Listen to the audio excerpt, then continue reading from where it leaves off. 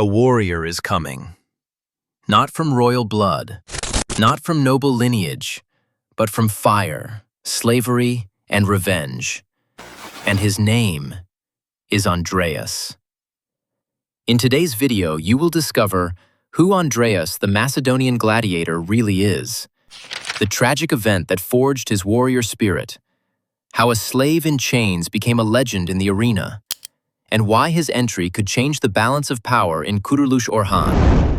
So let's dive into the rise of the newest character entering Kurulus Orhan this week. And trust me, his story begins with blood and ashes. Starting this Wednesday on ATV, a new face enters the world of Kurulus Orhan. Actor Mustafa Açılan joins the series, and he brings with him a character unlike any we've seen so far, Andreas, known as the Macedonian gladiator. Not a prince, not a commander, but a survivor. Who is Andreas? Andreas was not born into war.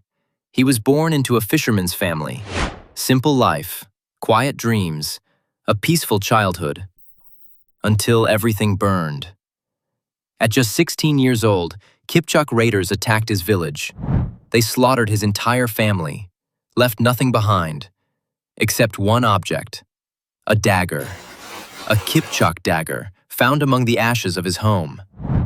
That blade became more than a weapon. It became his memory, his grief, his reason to live. From that day, Andreas stopped being a boy. He became a storm waiting to rise. After losing everything, Andreas wandered toward the lands of the despotate of Morea. But fate had another cruelty waiting. He was captured, chained, sold as a slave. And not just any slave, a gladiator. Thrown into the arena, sent there to die for entertainment, to be forgotten like thousands before him. But Andreas refused to die quietly. Inside the arena, something unexpected happened. Instead of falling, Andreas fought back. Steel clashed, crowds roared, blood spilled. And in that chaos, he did the impossible. He killed the emperor's guard. One strike, one rebellion, one message to the world. I am not a slave. The spectators didn't see a prisoner anymore. They saw a warrior, a survivor forged by pain. That day, the arena gave him a new name, the Macedonian gladiator. Here's what makes Andreas different. When given the chance to ask for freedom, he refused. When given the option of death, he rejected it. Instead, he made one request, to become a knight. This tells us everything about his character. He does not want escape. He wants purpose. He does not want revenge alone. He wants justice. His journey is not just about fighting enemies. It is about reclaiming dignity stolen from him at 16. This character is not entering randomly. His backstory connects to larger political tensions, the Kipchaks, the Byzantine lands, the arena culture of the era. All of this places Andreas directly in the storm between empires and tribes.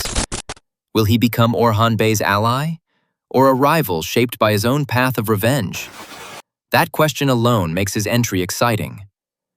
According to me, Andreas will first appear as a lone warrior, not immediately loyal to any side. Most probably, his past with the Kipchaks will connect him to future conflicts in Anatolia.